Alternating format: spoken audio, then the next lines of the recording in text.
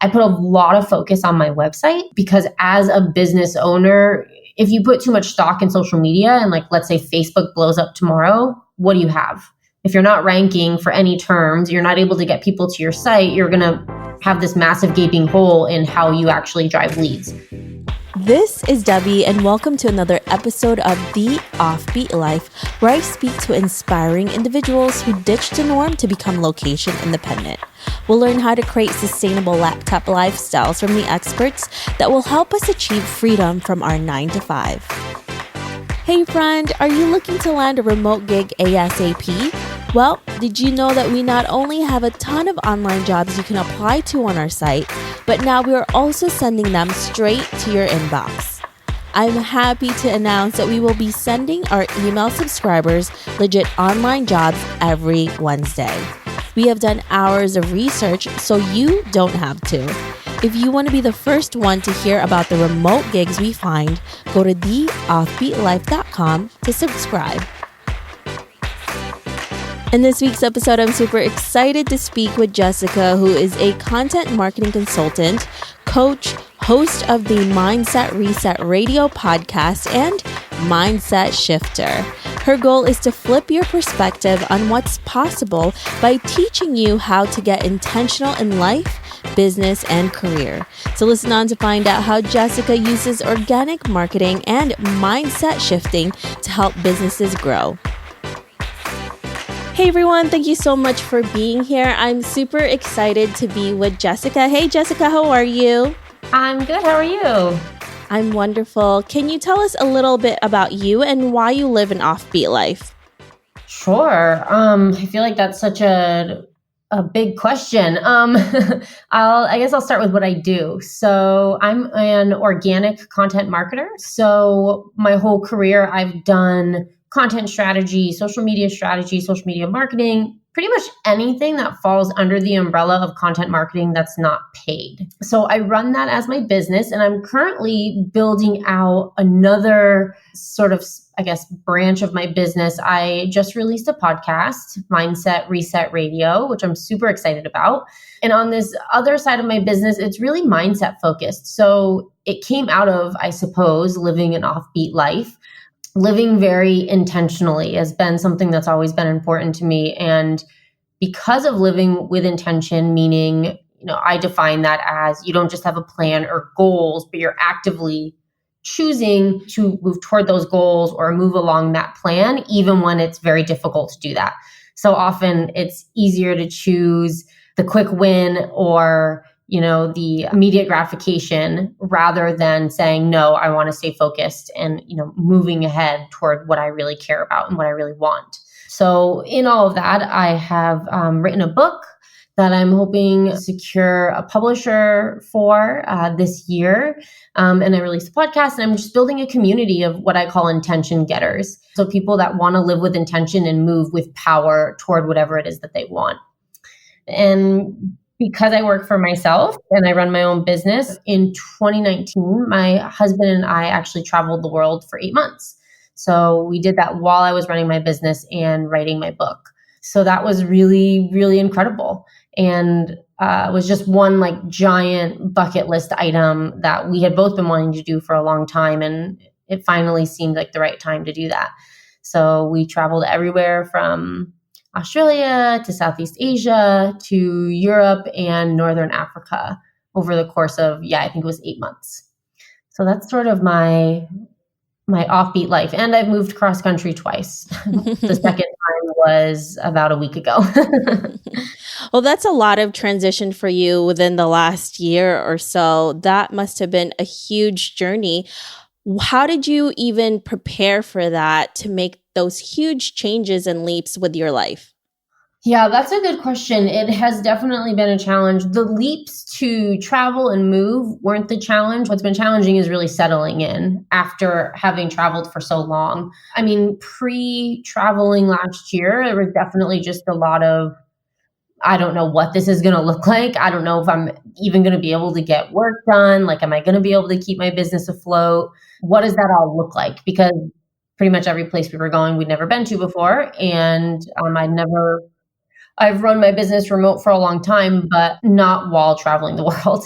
So there was a bit of just like mental prep of like, okay, we're just going to figure this out as we go. And for anyone who's listening, who's traveled, who's done an extended trip globally, it's actually not as difficult as it seems. And I mean, it got to the point where we were just like booking our next location like 3 days before we were going there. It was just so easy to actually do. And then the move back here was a little strange. So I just moved from San Diego, where I've lived for 9 years, back to my home state of Vermont. So I live in Burlington, Vermont right now. And that was not bad because we were ready. We were very much ready to leave San Diego and come back here.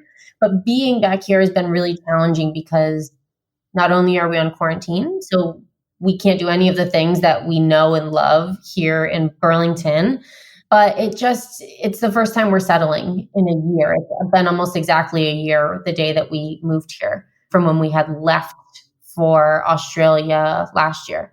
So it's just been a challenge settling in and being okay with knowing that we aren't going to be traveling anytime soon. That's the biggest challenge, I think.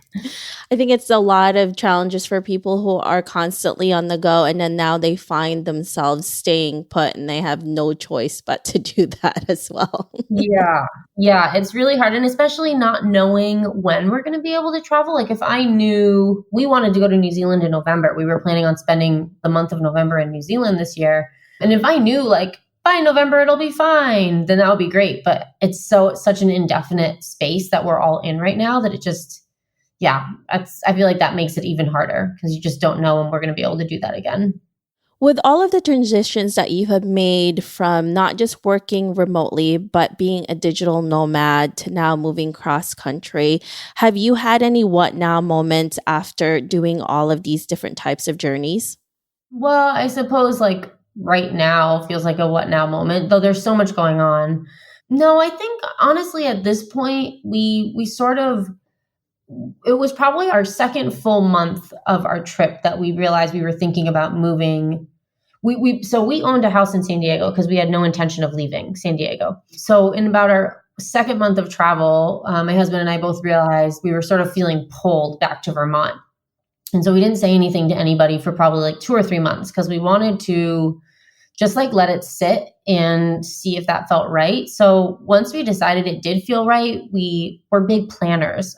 So we made a plan to live in Vermont mid-December through the first week of March. My grandparents live in Florida for the winter. So we were able to live in their house just to make sure we definitely wanted to be here.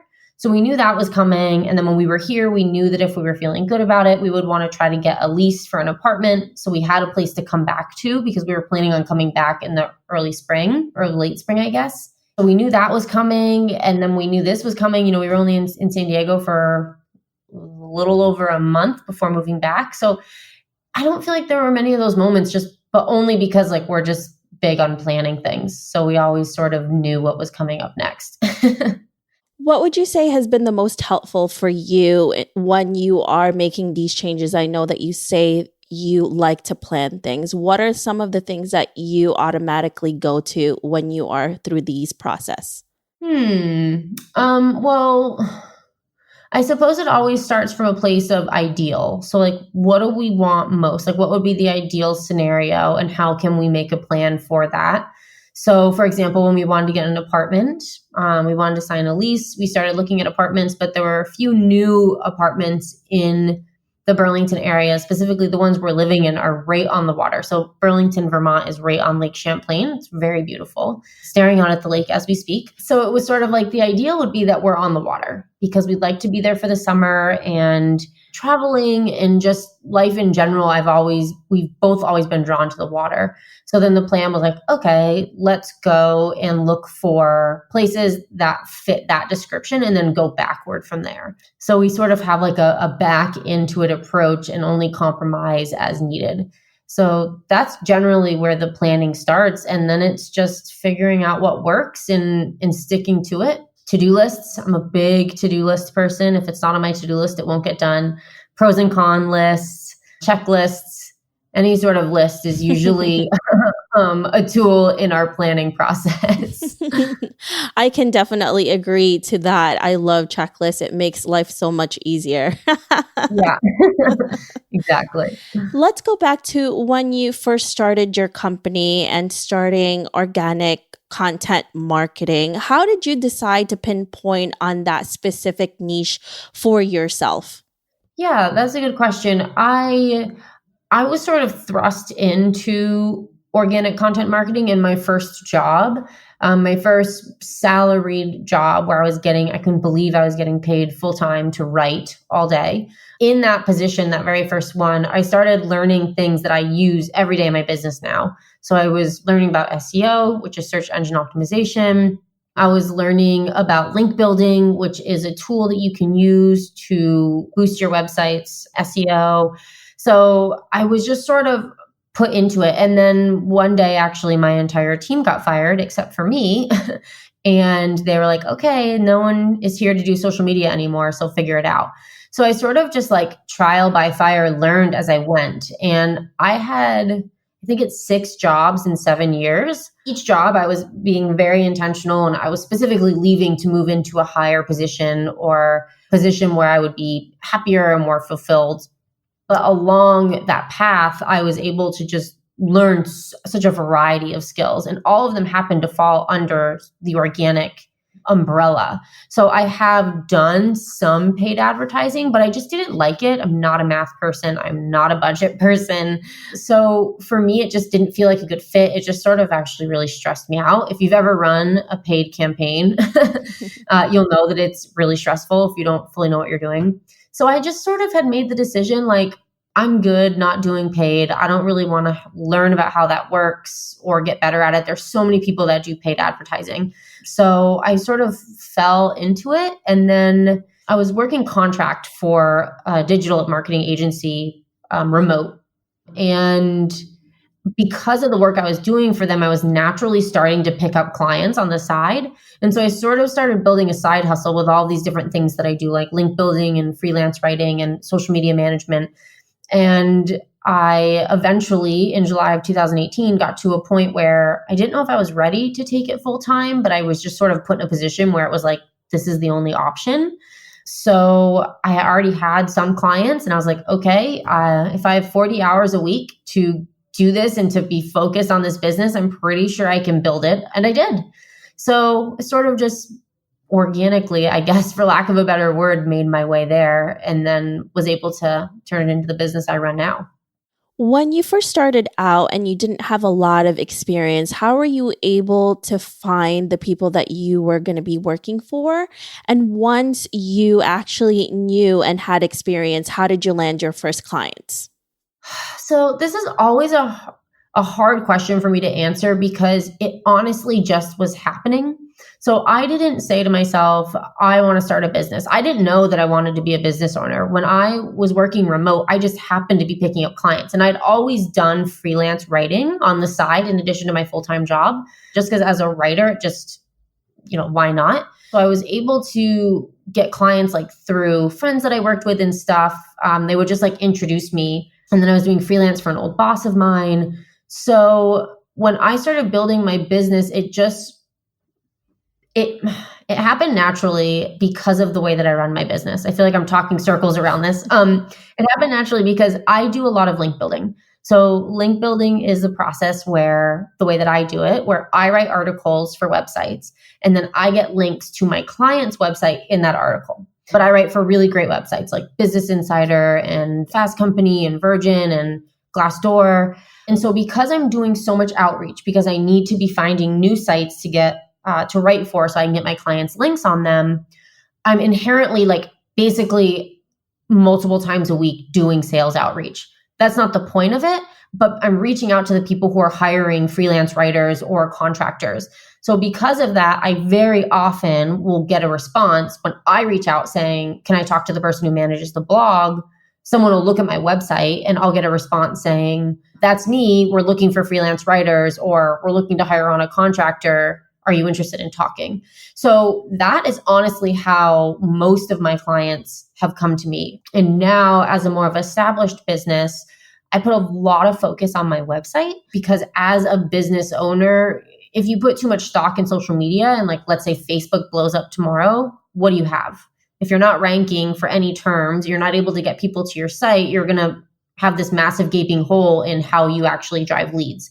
So as an organic marketer, I know that's important. So I put a lot of focus on my website in creating fresh content and SEO optimizing. So because of that, I'm actually now starting to get a ton of leads through my site for both the coaching. I offer marketing coaching and then also for consulting, which is like the writing and the link building and SEO work. It's so important to do that, to have your own content that you own because we don't own anything else. You know, like you said, Facebook and Instagram, TikTok, all of these places can just leave us any time. And that's a scary thought. So that's a great tip that you just gave us there, Jessica. Yeah, absolutely. And when you're saying that, I'm thinking of all my IGTV videos and how none of the stuff on my phone is organized. I'm like, shoot, maybe I should start organizing that. So God forbid something happened, I can find it all. There's always something that you can find to do, right? Yeah, right. Exactly. Put it on the to-do list. I also love that you organically, not just your business, you know, you're doing organic marketing, but even for your own business, that's what you do as well, is just finding new clients and not doing it even super intentionally. They just come to you because of the actions that you have made for yourself. For somebody who has never done this before and they're interested in what you are doing, Jess, what kind of skills should they build in order to get to the point where you are or even close to it? If you wanted to do organic content marketing as a business or as freelance, the good news is there's a lot of stuff in there. So if you have skills in social media, you can work in this area. If you are a great writer, you can work in this area. If you've been in traditional PR, you can work in this area. Like the outreach that I do is not traditional PR outreach, but it is one of the benefits of what we do in addition to SEO is the brand authority and thought leadership of the people who I'm linking to and sourcing and quoting. So there are a lot of skills, and there's a ton on sites like Upwork, and Upwork is always sometimes it works, sometimes it doesn't in terms of finding work. But on any of those sites, it's really, really easy to find this type of marketing work because so many businesses need it right now, and so many businesses are looking to pay as little as possible. So if you're new, you can offer a lower price point to start building that client base and get your testimonials and get that experience. And then, slowly start increasing your pricing and building out clients that will be with you long term. Yeah. And also, I have to say, there's a lot of Facebook groups out there that are geared towards specific niches, and you can definitely find jobs that way too. I mean, I see it all the time when we look for remote jobs for our sites. There's so many people just asking for a lot of different work that they are willing to pay for. Yeah, there are. I'm actually not a part of any, but my husband is also in marketing and product marketing and content. And he is part of a Slack channel that's like a public Slack channel where he got one connection who just keeps bringing him clients. So it's been extremely fruitful for him. So if you're a Slack person, I know there's a number of like open Slack communities out there where you can find work as well. Oh, wow. Yeah, I didn't even know that. So that's another good tip from Jess. Here for the tip. When you and husband decided to set off to start your own businesses, to travel the world and do this remotely, how much money did you guys actually save? And how were you able to make your income last? Yeah. So because I was running my business full time, we didn't save anything, like nothing extra outside of our normal savings routine because I wasn't planning on doing anything differently. So I have 5 contractors that write for me. So because I have people that work for me, this would be a tip I would give. If you're at a place in your business where you can hire a virtual assistant or you can hire someone to help with some of the work, you can really maintain a full business without actually working full time. So our goal was each to work 20 hours a week or less. And before we left, I was probably working like 25, 30 hours a week. So when we started doing that, I realized that I could maintain everything that I was doing, maybe assign a little bit more content to my writers. And I did bring on one of my best friends, who was one of my writers, also became my marketing coordinator. So I put a little bit more on her plate. But for the most part, I didn't really change much. It was just about like optimizing my time and prioritizing my day. So knowing that I feel like oftentimes we get in the weeds or we feel like we have so much to do because we're trying to like overpromise. We're trying to do more than what needs to be done. So for me, a habit that I started while I was traveling was like, what needs to be done today? Like what absolutely needs to be done right now? That's my priority for the day. And then if I can slip one of these other things in, great. So rather than like taking up all my time on things that maybe weren't like mission critical important, I was focusing 100% on the things that needed to be done that day. So, that allowed me to work about 20 hours a week. And in that time, I was maintaining my full client load. I think last year was my biggest revenue year yet. And I was traveling for 8 months of that time. And when we were in Europe, I also was working even less. I was working maybe 10 hours a week. So I think it's all about knowing where you can delegate and also scaling. I guess that's one other thing I would add is scaling up your pricing. I've been very conscious about increasing my pricing at pretty regular intervals, even if just a little bit. And then either telling clients that aren't paying that much, I'm increasing my pricing, or getting rid of them to sort of open up space for the clients that are willing to pay the rates that I'd like to make and that make it possible for me to, live and work like this. When do you actually decide to start raising your prices? Because that's one of the things that a lot of freelancers are really afraid to do because they don't want to lose money. And it's tough. It really, really is tough to raise rates on current clients, especially. So I feel like there are a number of things to say here. The first being, I think raising your rates once a year at least with new clients. So like at the end of the year, you write up your new rates and then any new client you bring on comes in at that rate, assuming that you're growing and offering more to the clients. You always have to be able to say, especially with current clients, this is why I'm charging you more. This is why it's worth paying more because I've earned these new contacts or I've bought this new software that's going to help you. But I think there's nothing wrong with doing that once a year. And that's what I've been doing, especially when you're starting at the bottom. Because when you're starting at the very beginning, you're probably charging very, very minimal. So, but something that I've really, really learned, someone said this to me, and it's not really a novel idea, but it's something that really stuck with me, is that when one client leaves or one client says no, it's because the universe is opening up space for something better to come in. And I don't know if that sounds too woo-woo for people that are listening, but I firmly believe that if I'm moving toward what I want, the universe is also supporting me in that. So for me, it's really been a game of trust and trusting in my pricing, trusting that what I am charging is based on the value that I provide. And if someone doesn't want to pay that, then they are not a client that I want to have. And trusting that no matter what, I will make it work. Like if I have to take a part-time job, I will. If I have to pick up some work that I don't really want to take from Upwork, I will. Knowing that there are options if for some reason I reached such a lull that I needed to go that route, I can. So I think there's a big element of trust in raising your rates and believing that you'll get paid that. And I suppose the last piece I'll say, because this was big for me, was when you take on work that's not, let's say you give your rates and the client says, oh, well, we can only pay this much. When you take on work that you're not getting properly paid for, you're just going to resent the client and the work. That happened to me so many times. I would be so irritated that I was working on something knowing that they should have been paying double. But I was so scared to say no that I took it on anyway. So there's a lot of moving pieces in there, but for me, I choose the route of trusting that if I value myself, other people are going to value that, and knowing that people that don't value that aren't people that I want as clients anyway.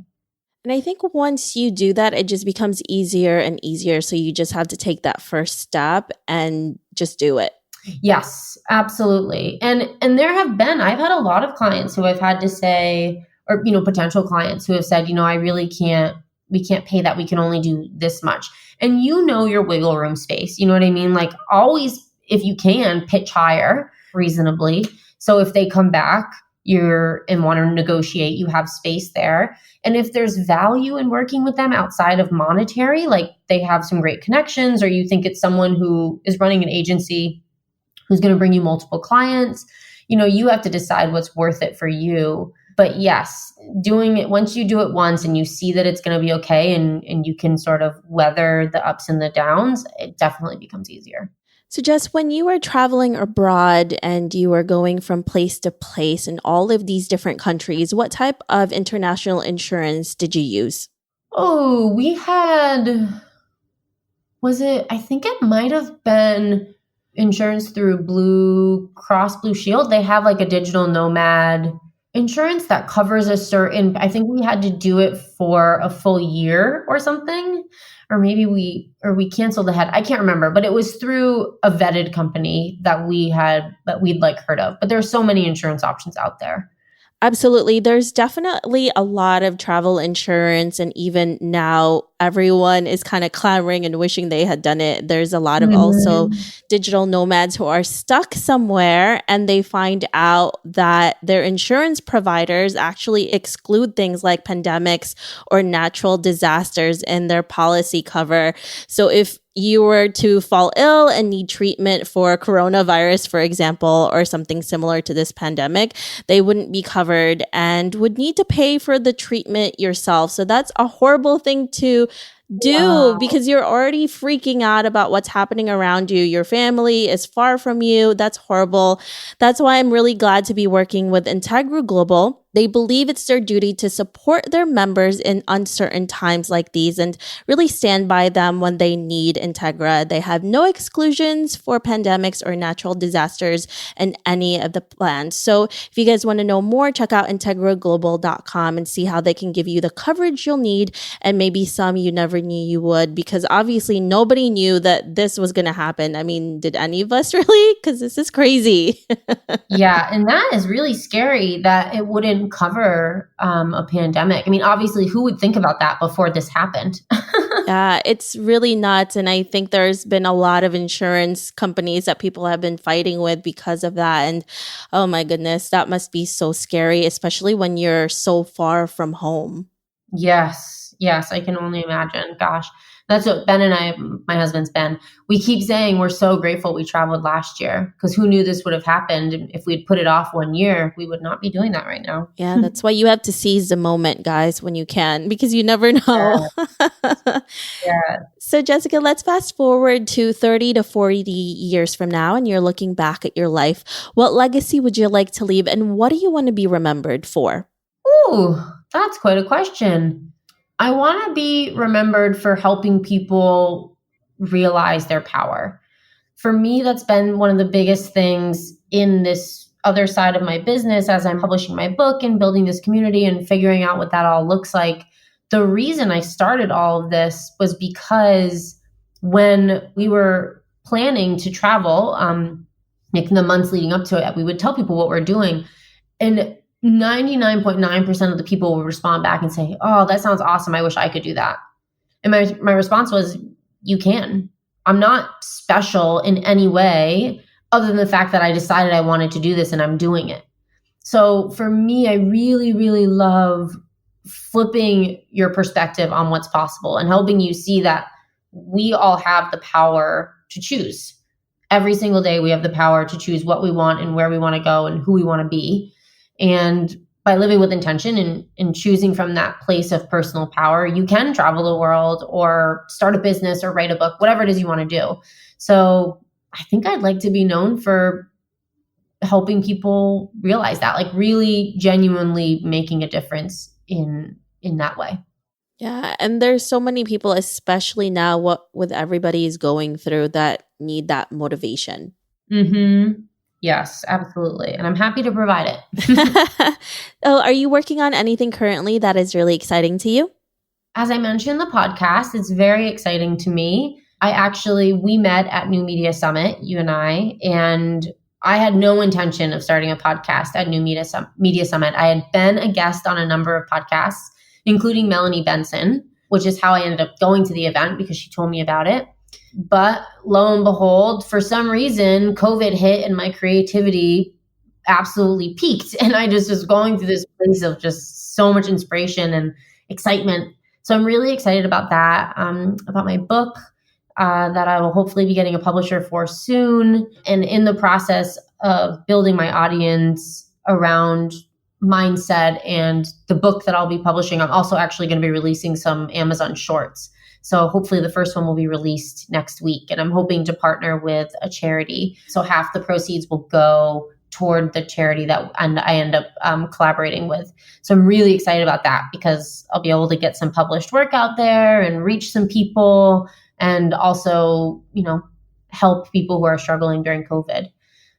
So that's what's going on with me. Well, there's a lot of things that's definitely you need to be excited about, and we're excited about it too. If our listeners want to know more about you, where can they find you? They can find me on Instagram at Jessica Thiefels. They can find my marketing work at jessicathiefels.com. I'm on Twitter. I love Twitter. So I'm on Twitter at just J Thiefels, actually. And yeah, that's basically it. Instagram is really my hub where I'm talking about all this stuff and announcing book updates and sharing tips. I also share a daily journal prompt in my Instagram stories every single day. So if anyone's listening and they like journaling or want to journal more, the prompts help to hold you accountable to actually making it happen. Perfect. Thank you so much, Jessica, for being here today and giving us all of these amazing tips. Absolutely. Thank you so much for having me. I hope you enjoyed this interview with Jessica. Make sure to visit theoffbeatlife.com. Again, that's theoffbeatlife.com to get the extended interview where she shares how to use link building to grow your site and business. Hey listeners, have you ever thought about starting your own podcast? Lucky for you, I have created a new site that will help you learn how to launch, grow, and monetize your own show. I offer one-on-one mentorship programs, and I'm launching an ebook, How to Create a Profitable Podcast, that can help you take your podcast from hobby to profitable business. Visit howtocreateapodcast.com to learn more. Again, that's howtocreateapodcast.com. See you there. Hey listeners, thank you for listening to this episode, and I'm so thankful for your support. I would love to hear your thoughts on this episode and get suggestions on guests, topics we can discuss, and so much more. Feel free to reach out at hello@theoffbeatlife.com and let me know what you'd like to hear. If you like the show, don't forget to give us some love and review on iTunes. Thank you again for being a part of this journey, and I can't wait to hear how your location independent story will unfold.